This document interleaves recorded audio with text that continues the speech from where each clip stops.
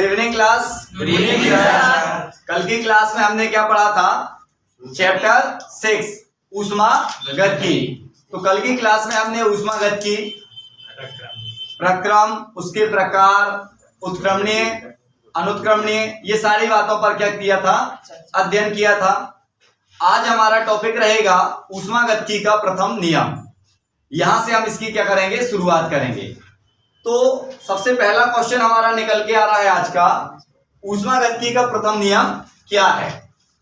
तो ऊष्मागतिकी के प्रथम नियम में हमें ध्यान देना है ऊर्जा के बारे में। ऊष्मागतिकी का जो प्रथम नियम है, इसमें हम ऊर्जा के बारे में बात करेंगे कि ना तो ऊर्जा क्या होती है? उत्पन्न होती है, और ना ही ऊर्जा क्या होती है? नष्ट होती है। ऊर्जा ना तो क्या होती है? उत्पन्न होती है, और ना ही क्या होती है? नष्ट होती है। अर्थात ऊर्जा का केवल एक रूप से दूसरे रूप में क्या होता है? रूपांतरण किया जा सकता है। जैसे आत्मा होती है, ना तो नष्ट होती है, ना ही उत्पन्न होती है। वो केवल एक शरीर से दूसरे शरीर में क्या होती रहती है? प्रवेश करती रहती है, रूपांतरित होती रहती है। सेम वैसे ही ऊर्जा की बात करें, क्योंकि ऊर्जा का रूपांतरित रूप ही क्या होता है? ऊष्मा होता है। ऊर्जा का रूपांतरित रूप क्या होता है? ऊष्मा होता है। अर्थात हम कह सकते हैं कि ऊर्जा ना तो उत्पन्न होती है, ना ही नष्ट होती है, केवल एक रूप से दूसरे रूप में रूपांतरित होती है। इसे ही ऊष्मागतिकी का क्या कहते हैं? प्रथम नियम कहते हैं। अर्थात ऊष्मा क्या होती है? अविनाशी होती है। ऊष्मा क्या होती है? अविनाशी होती है। आप ऊष्मा बोलो या ऊर्जा बोलो, बात एक ही रहेगी। ठीक है।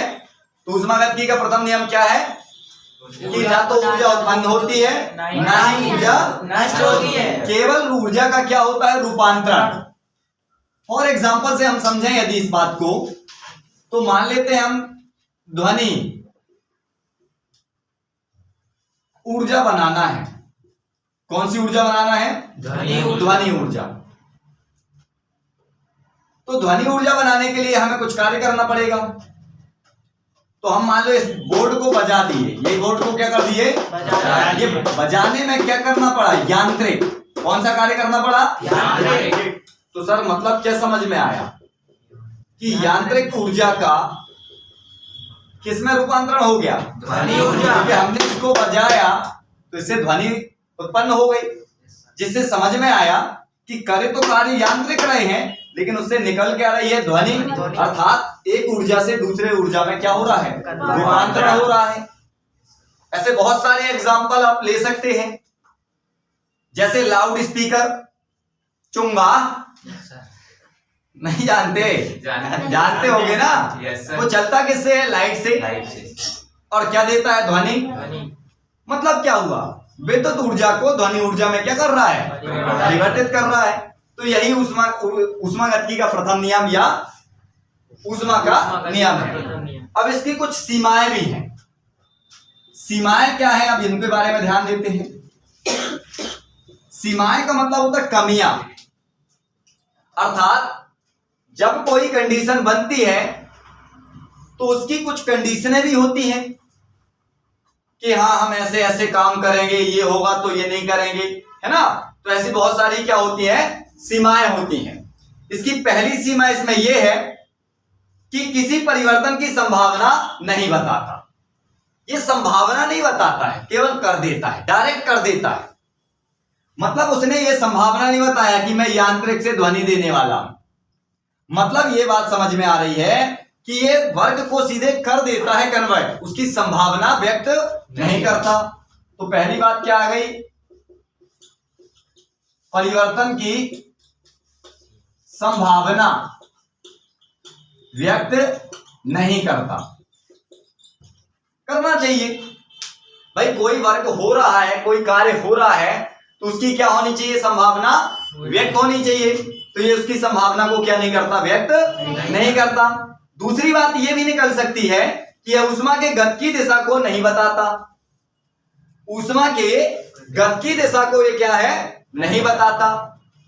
अब बात आती है गति की दिशा क्या है, कि ऊष्मा या ऊर्जा किस दिशा में चल रही है, इस दिशा की व्याख्या भी ये नहीं कर पाता। तो दूसरी बात क्या रख देंगे, ऊष्मा की गतिकी दिशा की व्याख्या करने में भी क्या है, असफल। क्या है ये, गतिकी नियम की व्याख्या करने में क्या है, असफल है। तो दो तथ्य हमारे निकल के आए। पहला तथ्य ये था कि परिवर्तन की संभावना व्यक्त नहीं करता, मतलब जो ये नियम है ये परिवर्तन की संभावना को व्यक्त नहीं करता। दूसरा क्या है, ऊष्मागतिकी की दिशा की व्याख्या करने में भी क्या है, असफल है। तीसरा है, स्वतः परिवर्तन की दिशा नहीं बताता। तो तीसरा तथ्य हम क्या ले सकते हैं, यह स्वतः परिवर्तन की दिशा नहीं बताता। ये अपने से निकाल सकते हैं, स्वतः परिवर्तन। क्या ये स्वतः से परिवर्तित होगा, नहीं होगा, कुछ करना पड़ेगा, कुछ वर्क करना पड़ेगा, तभी ये एक रूप से दूसरे रूप में क्या होगा, रूपांतरित होगा। ऐसे ऑटोमेटिक हो जाएगा कोई वर्क। जब तक कार्य नहीं करोगे तो ऊर्जा नहीं बनेगी, और जब ऊर्जा नहीं बनेगी तो ऊष्मा भी नहीं आने वाली। ऊष्मा का मतलब समझ रहे हो ना, गर्मी, हीट। ये ऊष्मागतिकी का ही नियम है ना। कोई भी कार्य करते हो तो ऊर्जा बनती है, और ऊर्जा का रूपांतरित रूप ही क्या होता है, ऊष्मा, गर्मी। अब दौड़ने लगोगे तो दौड़ोगे तो शरीर में क्या रन आएगा, गति आएगी। गति आएगी तो अंदर शरीर क्या हो जाएगा, एकदम झंझना जाएगा, गर्मी आ जाएगी। ठंड में भी क्या हो जाएगा, गर्मी का एहसास होने लगेगा। मतलब वर्क करना पड़ेगा, और वही वर्क क्या होता है, ऊर्जा में कन्वर्ट हो जाता है, और उसका कन्वर्टेड रूप ही क्या होती है, ऊष्मा होती है, जो हीट निकल के आ रही है। तो यह जो है स्वतः परिवर्तन नहीं करता। तो इसके कितने तथ्य हमने देखे, 3 तथ्य देखे। पहला तथ्य यह था कि परिवर्तन की संभावना को व्यक्त नहीं करता, मतलब परिवर्तन तो कर देगा, ये नहीं बताएगा कि किस दिशा में चलना है, उसकी संभावना क्या होने वाली है, तो ये बताने की आवश्यकता उसको नहीं है, उसका मानना है ये। लेकिन हमें तो है, यही इसलिए हमने उसकी क्या बताई, कमियां बताई। सीमाएं अर्थात क्या होती हैं, कमियां, कि कुछ बातें तो बता रहा है किंतु कुछ बातों की ये व्याख्या नहीं कर पा रहा है। तो ये 3 बातों की क्या नहीं कर पा रहा है, व्याख्या नहीं कर पा रहा। तो इस प्रकार हमारा पहला क्वेश्चन क्या हो गया, कवर हो गया। पहला क्वेश्चन क्या हो गया, कवर हो गया, ठीक है ना। और इसकी क्या पढ़ ली हमने, सीमाएं भी कवर कर ली। अब हम बात करेंगे किसके बारे में, हेस के नियम के बारे में। दूसरा क्वेश्चन क्या होने वाला है हमारा, हेस का नियम। तो डाल लो टॉपिक, हेस का नियम। दूसरा टॉपिक हमारा क्या है बेटा, हेस का नियम। हेस का नियम क्या है, इसका गणितीय स्वरूप किस प्रकार होगा, और एग्जाम्पल के दृष्टिकोण से हम इस क्वेश्चन को क्या करेंगे, अच्छे से एक्सप्लेन करेंगे। हेस के नियम की एक कंडीशन है, वो ये बताना चाह रहा है कि यदि कोई रासायनिक परिवर्तन है, कोई भी केमिकल रिएक्शन है, उसमें अपन चेंजेस कर रहे हैं, परिवर्तन कर रहे हैं, तो वो परिवर्तन आप एक टर्म में कर रहे हो, एक पद में कर रहे हो, या बहुत सारे पदों में कर रहे हो, एक विधि से कर रहे हो या बहुत सारी विधि से कर रहे हो, उसमें अवशोषित या उत्सर्जित ऊष्मा की जो मात्रा होगी वो समान रहे। नहीं समझ में आया ना, प्रैक्टिकल देखते हैं। मान लो हमें ए से जाना कहां है, सपोज हमें डी जाना है, ए से हमको डायरेक्ट कहां पहुंचना है, डी पहुंचना है। तो एक कनेक्शन तो ये हो गया कि डायरेक्टली हम ए से कहां पहुंच जाए, डी तक पहुंच जाए। कितनी ऊष्मा अवशोषित या उत्सर्जित करके, बोले Q1 ऊष्मा को अवशोषित या उत्सर्जित करके हम कहां पहुंच जाएंगे, डी तक पहुंच जाएंगे। दूसरी कंडीशन ये भी हो सकती है कि सर पहले हम ए से कहां जाएं, बी जाएं, फिर बी से हम सी जाएं, फिर सी से हम कहां जाएं, डी जाएं। दूसरा स्टेप भी ये हो गया। अब मान लो यहां से यहां गए Q1, यहां से यहां गए Q2, और यहां से यहां गए Q3। मतलब ओवरऑल यदि इन सबको लें तो मान लो Q2 ऊष्मा खर्च हुई, वो अभी दिखा देंगे, समझा देंगे। तो हेस का नियम ये स्पष्ट करना चाहता है कि यदि कोई रासायनिक परिवर्तन, ये मान लो कोई रासायनिक परिवर्तन है कि हम यहां से कहां जा रहे हैं, यहां जा रहे हैं, कोई रिएक्शन है जिसमें अभिकारक काय में बदल रहा है, उत्पाद में परिवर्तित हो रहा है। तो वह परिवर्तन किसी भी विधि से हो, अनेक विधियों से। जैसे आपने कक्षा 10वीं में पढ़ा रहा होगा कि किसी क्वेश्चन को सॉल्व करने की चैप्टर 3rd 4th जो भी रहा हो, उसमें आपने देखा होगा एक एलिमिनेशन मेथड थी, एक सब्स्टिट्यूशन मेथड थी और एक क्रॉस मल्टीपल मेथड थी। जबकि आंसर सबसे एक ही आ रहा था, आंसर तो सेम आ रहा था ना। वही कंडीशन यहां मैं बताना चाह रहा हूं आपको कि यदि कोई रासायनिक परिवर्तन एक या एक से अधिक विधियों द्वारा, एक या एक से अधिक पदों में संपन्न हो, तो उस परिवर्तन में उत्पन्न होने वाली या उत्सर्जित होने वाली, अवशोषित होने वाली जो ऊष्मा होगी वो क्या होगी? समान होगी। क्या रहेगी? समान रहेगी। ठीक है ना। तो ये तो हो गया नियम, हेस का नियम कि यदि कोई रासायनिक परिवर्तन एक या एक से अधिक विधियों में संपन्न होता है या एक या एक से अधिक पदों में क्या होता है? संपन्न होता है, तो उस परिवर्तन में उत्पन्न या अवशोषित कुल ऊष्मा की जो मात्रा होती है वो समान होती है। कैसे होती है? समान होती है। ठीक है ना। चाहे परिवर्तन किसी भी विधि के द्वारा और कितने ही पदों में क्यों ना किया जाए। नियम समझ में आ गया। गणितीय रूप देखो, गणितीय रूप में बोल देना, माना कोई रासायनिक परिवर्तन ए से बी पर हो रहा है। ठीक है, ए से कहां हो रहा है बेटा? डी पर। मतलब ए क्या है? मान लो अभिकारक है और डी क्या है? उत्पाद है। ठीक। अब इसकी पहली विधि ये है, पहली विधि और पहला पद ये है कि डायरेक्ट मतलब सीधे एक आय में परिवर्तित हो रहा है डी में। कितनी ऊष्मा उत्सर्जित करके? Q1 ऊष्मा उत्सर्जित करके डी में क्या हो रहा है? परिवर्तित हो रहा है। तो एक कंडीशन तो ये हो गई।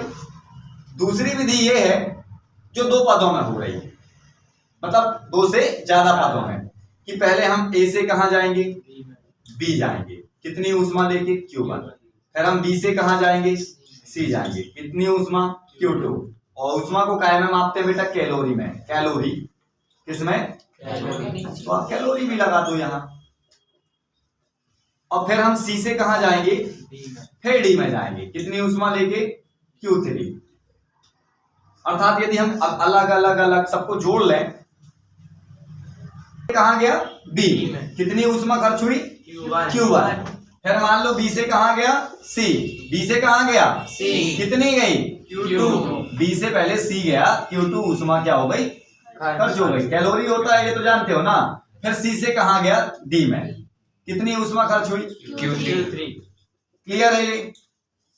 एक तो डायरेक्ट सीधे रास्ता गया, कितनी ऊष्मा जो है खर्च हो गई, उसको अपन ने सिस्टम से लिख लिया। ए से कहां गया? डी। ये पहला पद है, प्रथम पद बात। ठीक, प्रथम पद जिसमें ए से हम डी गए और Q1 ऊष्मा खर्च हो गई। बता भी दें Q1 ऊष्मा क्या हुई? यहाँ खर्च हो गई। अब दूसरी कंडीशन ये है जो अनेक पदों में हो रही है। पहले ए से बी गए, फिर बी से सी गए, फिर सी से कहां गए? डी गए। तो इन पदों को अपन ने सिस्टमेटिक लिखा। ए से पहले बी गए, फिर बी से कहां गए?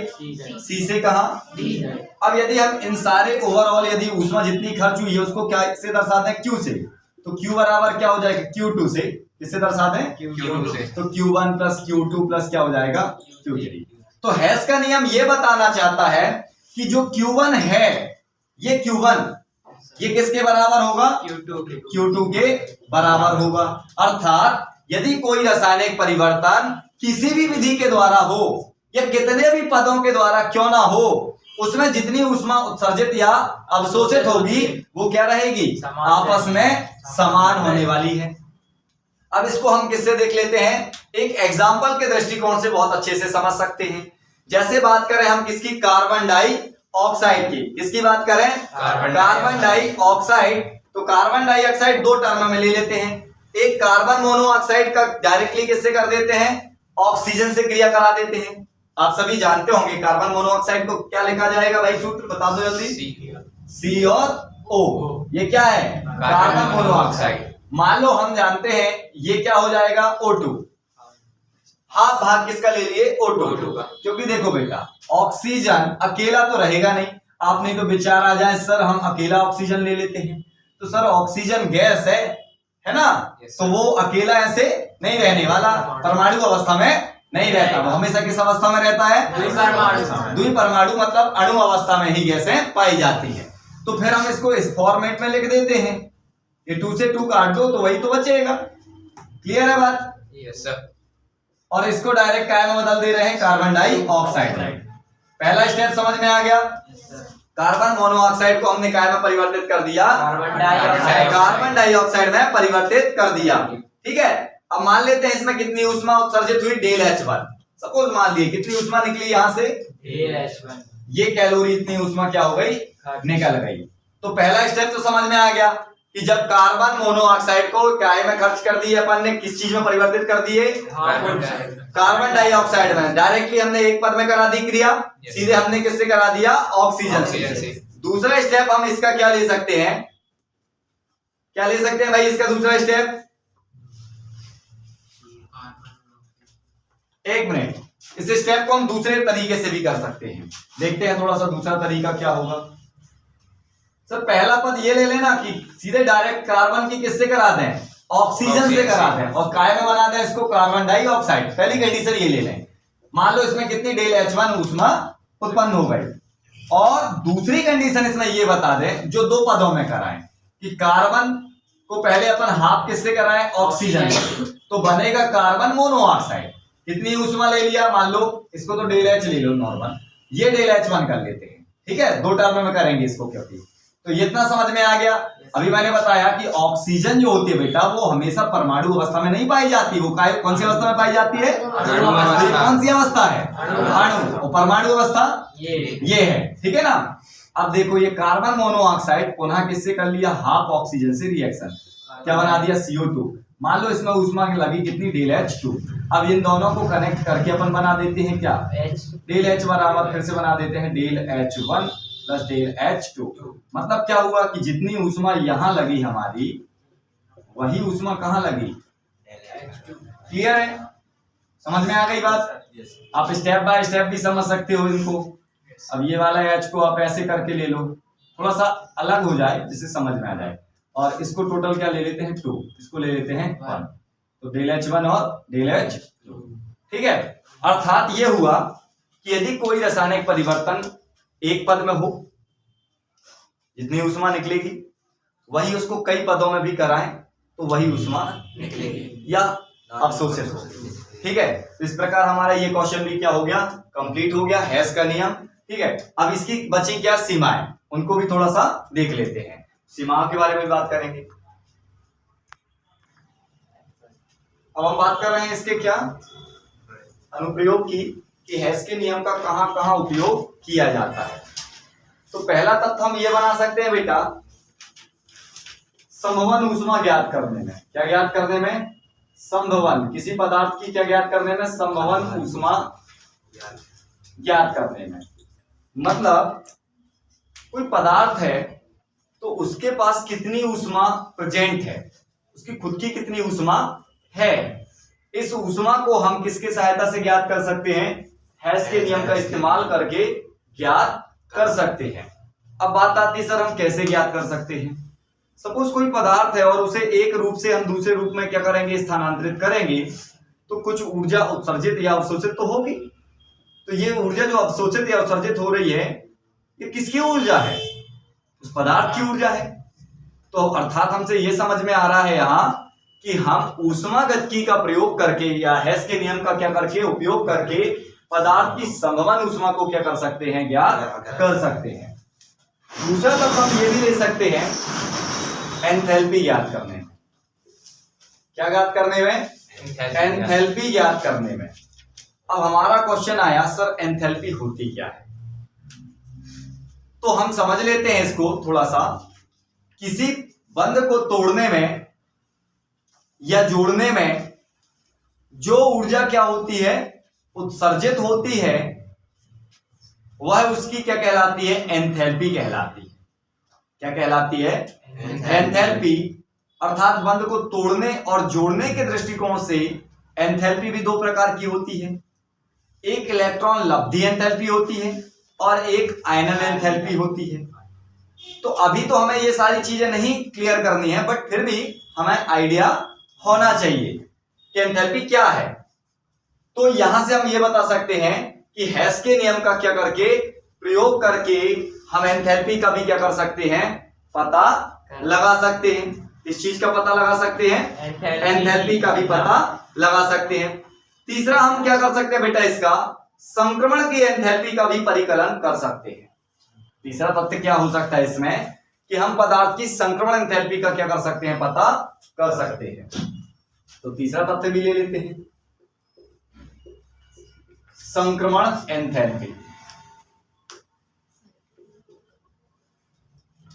हम किसी पदार्थ की संक्रमण एंथैल्पी का भी क्या कर सकते हैं, पता लगा सकते हैं। किसकी सहायता से, हेस के नियम का इस्तेमाल करके हम किसी पदार्थ की संक्रमण एंथैल्पी को भी क्या कर सकते हैं, ज्ञात कर सकते हैं। तो कितने तत्व हो गए हमारे, पहला संभवन ऊष्मा ज्ञात करने में, दूसरा तीसरा, चौथा बंद ऊर्जा ज्ञात करने में। सर ये बताओ कि आप यहां से यहां जा रहे हो, कुछ ऊर्जा भी एंथैल्पी से आपका दिमाग आना चाहिए कि सर आपने अभी बताया है कि किसी बंद को तोड़ने या जोड़ने में जो ऊर्जा वेस्ट होती है वह उसकी एंथैल्पी बन जाती है। तो सर यहां से हम ये भी तो ज्ञात कर सकते हैं बंद ऊर्जा को। तो चौथा तत्व हम क्या बना लेंगे, बंद ऊर्जा ज्ञात करने में। तो यही बता दे रहा हूं इसको, बंद ऊर्जा ज्ञात करने में। चौथा स्टेप क्या हो सकता है हमारा, बंद ऊर्जा ज्ञात करने में भी हम किसका इस्तेमाल कर सकते हैं, हेस के नियम का इस्तेमाल कर सकते हैं। तो ये हेस के नियम के कुछ क्या हो गए, अनुप्रयोग हो गए। इनकी सहायता से हम क्या क्या फाइंड कर सकते हैं। एक तो पदार्थ की संभवन एंथैल्पी, तुम्हारे पास कितनी एंथैल्पी है, झुमरी तलैया वाली कहानी करोगे तो एंथैल्पी कम है, थोड़ा पावरफुल रहोगे, एंथैल्पी ज्यादा, मतलब ऊर्जा के बारे में भी जानकारी लग जाएगी। तो आप बता दो, एंथैल्पी पता चल गई, बंद ऊर्जा पता चल गई, और संक्रमण एंथैल्पी के बारे में भी जानकारी लग गई कि उसकी संक्रमण एंथैल्पी क्या कैसी होगी, है ना। संभवन ऊष्मा का भी इससे क्या हो गया, ज्ञात हो गया, उसकी यह जानकारी ले लिए। तो ये हमारा हेस का नियम क्या हो गया, कंप्लीट हो गया। अब हम टॉपिक लेंगे एंथैल्पी से रिलेटेड, क्लियर है। चलो भाई, अब हमारा टॉपिक रहेगा एंथैल्पी। क्या है, एंथैल्पी। एंथैल्पी क्या है, इसके प्रकार, इसको प्रभावित करने वाले कारक, इन सारी बातों को हम बहुत अच्छे से क्या करेंगे, क्लियर करेंगे। सबसे पहले हम बात करेंगे किसकी, एंथैल्पी की। तो किसी पदार्थ में उपस्थित ऊर्जा, किसी पदार्थ में उपस्थित ऊर्जा, जैसे कोई भी पदार्थ लोगे उसमें पर्सनलाइज यदि देखा जाए तो कुछ तो ऊर्जा होगी। आप अपने आप को भी किसी जगह रखोगे एग्जाम्पल के तौर में, तो क्या आपके पास ऊर्जा है ना। हमारे पास भी क्या है, ऊर्जा नहीं है आप लोगों के पास, है ना। Yes sir. किसी ना किसी पदार्थ को, जिस पदार्थ को भी आप यहाँ लोगे उसमें ऊर्जा तो रहेगी। तो किसी पदार्थ में उपस्थित ऊर्जा, चाहे वो बाह्य वातावरण के कारण आए, बाह्य दाब के कारण आए, या उसकी संभवन ऊर्जा जो उसके पास पहले से ही क्या है, विद्यमान है।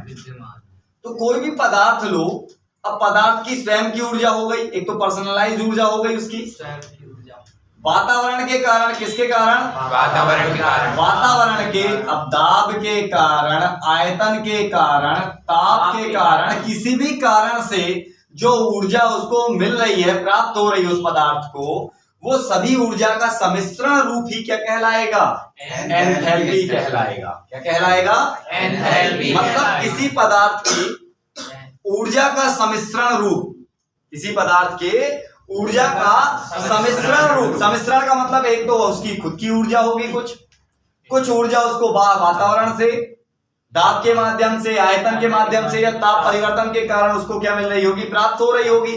तो इस ऊर्जा का सम्मिश्रण रूप ही क्या कहलाता है, एंथैल्पी। अर्थात हम बोल सकते हैं किसी पदार्थ में उपस्थित कुल ऊर्जा, किसी पदार्थ में उपस्थित या संलग्न कुल ऊर्जा का मिश्रण क्या कहलाता है, एंथैल्पी कहलाता है। किस चीज से प्रदर्शित करते हैं, H से। एंथैल्पी को किस चीज से प्रदर्शित करते हैं, H से प्रदर्शित करते हैं। और हमने बताया कि जो एंथैल्पी होती है वो दाब किसको बेटा? दाब। और आंतरिक ऊर्जा का क्या होता है? सम्मिश्रण रूप। आंतरिक ऊर्जा का मतलब होता है उसके पास की स्वयं की ऊर्जा। जैसे हमारे पास कुछ ऊर्जा क्या है? खुद से ही विद्यमान है, ठीक है। कुछ बाह्य वातावरण से मिल जाती है। ऊर्जा के कई फॉर्मेट होते हैं, जैसे खाने से अभी हमें ऊर्जा मिलती है, तो एक फॉर्मेट ये हो गया। प्लस कुछ ऊर्जा तो आपको पहले से ही विद्यमान है ना, तो ये ऊर्जा का सम्मिश्रण, एक आंतरिक ऊर्जा हो गई और दूसरी क्या? बाह्य वातावरण से प्राप्त होने वाली ऊर्जा का मिश्रण। तो ये बाह्य वातावरण मतलब दाब के कारण, आयतन के कारण और ताप आप डालने से जो भी ऊर्जा मिली। ताप से तो ऊर्जा मिलने नहीं वाली, जाने वाली है, उत्सर्जित हो जाएगी, ताप को तो रहने दो। और क्या उसकी पर्सनली ऊर्जा मतलब आंतरिक ऊर्जा का सम्मिश्रण रूप ही क्या कहलाता है?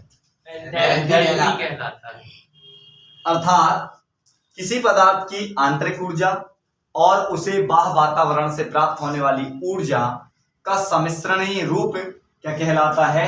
एंथैल्पी कहलाता है। कंप्लीट हो गया। अब यहाँ पर एंथैल्पी को हमने किस चीज से प्रदर्शित कर दिया? ऐसे। किससे? ऐसे। P क्या है? प्रेशर अर्थात दाब। V क्या है? आयतन, बाह्य वातावरण का जो भी आयतन होगा। और U क्या है? उसकी आंतरिक ऊर्जा, इंटरनल एनर्जी की बात करें तो ये हमारा क्या हो गया है ना? आंतरिक सॉरी एंथैल्पी की कंडीशन। अब इसके बारे में हम पढ़ेंगे, इसके प्रकार। इसके क्या पढ़ेंगे? हम बात करेंगे अब इसके किसके बारे में बेटा? प्रकारों के बारे में, कि एंथैल्पी कितने प्रकार की होती है। ठीक है, अभी हमने एंथैल्पी की क्या ले ली? डेफिनेशन ले ली, उसकी परिभाषा क्या कैसी होने वाली है वो पढ़ लिया हमने। अब हम इसके बारे में क्या कर रहे हैं? इसके प्रकारों के बारे में क्या कर रहे हैं? अध्ययन करेंगे। तो सबसे पहली बात करेंगे बेटा, थोड़ा सिस्टम से बस देखना, बहुत अच्छे से समझ में आ जाएगा ये। अभिक्रिया एंथैल्पी, अभिक्रिया। अब देखो,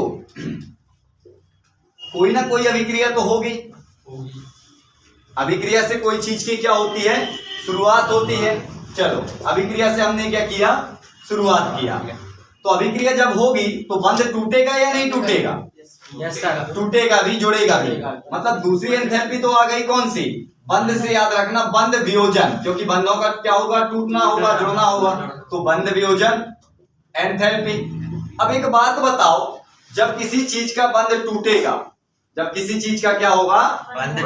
बंध टूटेगा तो क्या होगा भाई उसके साथ? जल्दी बताओ। आग लग जाएगी उसके अंदर। तो बंध तोड़ोगे किसी का, उसमें क्या लग जाएगी? आग लग जाएगी। यार मेरे बंध कैसे तोड़ दिए? मतलब क्या समझ में आया? दहन एंथैल्पी। कौन सी एंथैल्पी? दहन एंथैल्पी। बात समझ में आ रही है? Yes sir.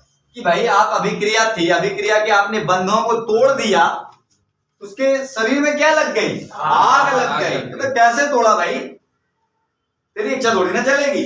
तो क्या लगी? आग। आग से क्या समझ में आया? दहन एंथैल्पी। अब जब दहन हुआ, उसके अंदर संभावना आई कि यार कुछ तो बात रही होगी, तब तो इसने बंध तोड़ा है। तो संभावना से क्या समझ में आ रहा है? संभवन एंथैल्पी। संभवन एंथैल्पी। संभावना से क्या समझ में आया हमको? संभवन एंथैल्पी समझ में आ गया। जब संभावना आई तो संभावना से उसको और आगे जब गहराई से देखा कि यार मेरी संभावना तो ठीक ठाक है, इस अपने बंद तोड़ा, मैं कण कण में टूट गया। ये क्या हुआ?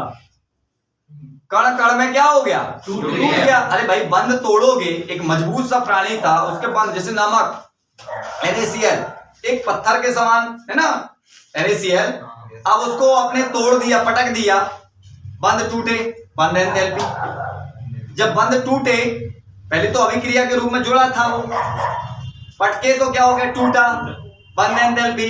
बंद से क्या हो गई? उसमें आग सी लगी। आग लगने का मतलब बहुत ज्यादा वो नाराज हो गया, गुस्से में आ गया, ऐसे कैसे तोड़ दिया? तो वहां से समझ में आई बात क्या? दहन एंथैल्पी। जब दहन हुआ तो क्या हुआ? उसमें एक संभावना कि चलो कोई बात रही होगी, इसलिए किसी ने मेरे को पटका है। जब पटक के थोड़ा और गहराई से, अरे यार मैं तो कणों कणों में टूट गया, छोटे छोटे कणों में, तो कौन सी एंथैल्पी आ गई? संभवन के बाद आ गई। संभावना तो बन गई थी, तो वहां से निकल के आई कणीय एंथैल्पी। कौन सी एंथैल्पी? कड़ी एंथैल्पी। तो कितनी हो गई? 5 एंथैल्पी हमारी क्लियर। और देखो क्या होने वाला है, अब वो नमक जो डला है, एक्चुअली में नमक में होता नहीं है ये चीज, लेकिन फिर भी अपन समझते हैं, एक दृष्टिकोण बनाते हैं उसका। ऊर्ध्वपातन, ऊर्ध्वपातन का मतलब जानते हो, जैसे कपूर होता है द्रव अवस्था में नहीं परिवर्तित होता है, जैसे ही या तो बोलता है जला दो मैं जल जाऊंगा, पिघलूंगा नहीं, उड़ जाता है, हवा में छोड़ो उड़ जाता है। तो यहां से ये भी डले डले, अब क्या पता चला मेरे को कोई भी नहीं रहा, उठा ही नहीं रहा है, एक काम करो मैं हट जा रहा हूं। तो छठवां पॉइंट क्या आ गया? ऊर्ध्वपातन एंथैल्पी। कौन सी एंथैल्पी? ऊर्ध्वपातन एंथैल्पी। ऊर्ध्वपातन एंथैल्पी। ठीक है, तो स्टेप कौन सा आया हमारा अभी? ऊर्ध्वपातन एंथैल्पी। कड़ी एंथैल्पी के बाद कौन सा आ गया? ऊर्ध्वपातन एंथैल्पी। अब जब ऊर्ध्वपातन हुआ तो उसकी प्रवस्था हो गई, बदल गई। प्रवस्था क्या हो जाएगी? बदल जाएगी। बदलने से क्या आया? प्रवस्था रूपांतरण एंथैल्पी। कौन सी आ गई? प्रवस्था रूपांतरण एंथैल्पी। कौन सी एंथैल्पी आ गई? प्रवस्था रूपांतरण एंथैल्पी। देखो शुरुआत कहां से की? अभिक्रिया से। शुरुआत कहां से हुई हमारी? अभिक्रिया से हुई। तो पहले हमने क्या पढ़ लिया? अभिक्रिया एंथैल्पी। फिर क्या हो गई? बंध तोड़ दिया तो बंध वियोजन एंथैल्पी। बंध तोड़ा तो क्या लगी? आग। आग से आ गई दहन एंथैल्पी। से कहां आ गई? संभवन एंथैल्पी। संभावना जागृत हो गई। फिर उसने देखा कि यार मैं तो कणों कणों में बिखर गया, तो कणी एंथैल्पी। अब कणों में जब बिखर जाती है कोई चीज तो फिर उसको कोई समेटता है? डाला रहे, हम दूसरी बोरी उठा के ले आएंगे नमक की। तो मतलब क्या हुआ? कणी एंथैल्पी। कणी से आ गया ऊर्ध्वपातन हो गया उसका, अपने आप से वो बह बह के उड़ उड़ के क्या हो गया? खत्म। प्रवस्था में क्या करोगे फिर? रूपांतरण एंथैल्पी। इसके बाद आ जाएगा आयनन एंथैल्पी। अब इसलिए मैंने एग्जांपल किसका लिया था? नमक का। तो कौन सा स्टेप आया इससे? 8वां स्टेप क्या आया? आयनन। नमक क्या है? आयन है ना, Na और Cl से मिलके बना है। वो तो सॉल्ट है, लवण है, बट 2 आयनों से मिला है। तो कौन सा एंथैल्पी? आयनन एंथैल्पी। अच्छा, लवण से, आयनन से मतलब नमक से आप क्या विलयन बनाते हो कि नहीं बनाते? Yes sir. तो कौन सी एंथैल्पी आ गई? कौन सी एंथैल्पी? शुरुआत से समझ में आ रही है बात? अभी हमने केवल क्या पढ़ रहे हैं? प्रकार। एंथैल्पी इतने सभी प्रकारों की होती है। और लास्ट आ जाएगी जब विलयन बनेगा, तो विलयन पतला भी हो सकता है और गाढ़ा भी हो सकता है। तो नमक का विलयन गाढ़ा तो कोई बनाएगा नहीं, पतला ही बनाएगा। तो कौन सी एंथैल्पी? तनुता एंथैल्पी। तनुता एंथैल्पी। ठीक है, तो याद रखना है कितनी एंथैल्पी हो गई हमारी? 10। कुल मिला के 10 एंथैल्पी। कुल मिला के कितनी एंथैल्पी हो गई?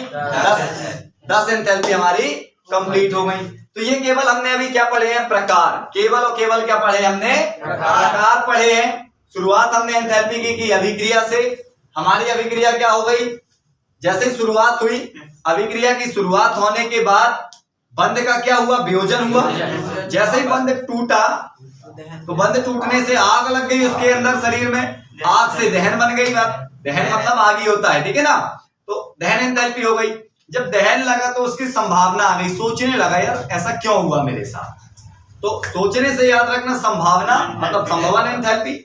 संभवन के बाद उसको दिमाग में एक बात और डालना है कि सर जब इसने मेरे को तोड़ा है कोई बात रही होगी, चलो, लेकिन मैं तो कणों में टूट गया। मतलब कौन सा? कणी एंथैल्पी। कौन सी? अब वो कण इतने छोटे छोटे हो गए थे कि उनको कोई समेट ही नहीं पा रहा था, तो अपने से ऊर्ध्वपातन हो गया उनका, उड़ गए वो हवा में। तो ऊर्ध्वपातन एंथैल्पी। कौन सी एंथैल्पी? ऊर्ध्वपातन एंथैल्पी। अब जब ऊर्ध्वपातन उसका हो गया तो उसने कहा यार मैं तो एक आयन था। मैं क्या था? एक आयन था। नमक का एग्जांपल इसलिए मैंने रखा है कि मैं तो एक आयन था और मुझे आपने तोड़ दिया। अब एक काम करो, मेरा आयनन से आया आयनन एंथैल्पी। आयन से क्या याद रखना? आयनन एंथैल्पी। आयनन जब हो गया तो कहता यार मेरा विलयन तो बनाओ। तो विलयन एंथैल्पी हो गई। अब विलयन जब बना रहे हो तो आप कैसा वाला बनाओगे? पतला बनाओगे या तनु? तो वो एंथैल्पी। और एक कौन सी एंथैल्पी? कंप्लीट प्रवस्था रूपांतरण। अपन ने एक एंथैल्पी ध्यान नहीं दिया, प्रवस्था में क्या होगा? रूपांतरण। इस प्रकार हमारे एंथैल्पी के क्या हो गए? प्रकार। अब इसमें भी जो एंथैल्पी बहुत महत्वपूर्ण होगी उन एंथैल्पियों को बहुत अच्छे से हम क्या करेंगे, पिक करेंगे, बहुत अच्छे से पढ़ लेंगे। ठीक है, तो आज की क्लास हम यही समाप्त करते हैं।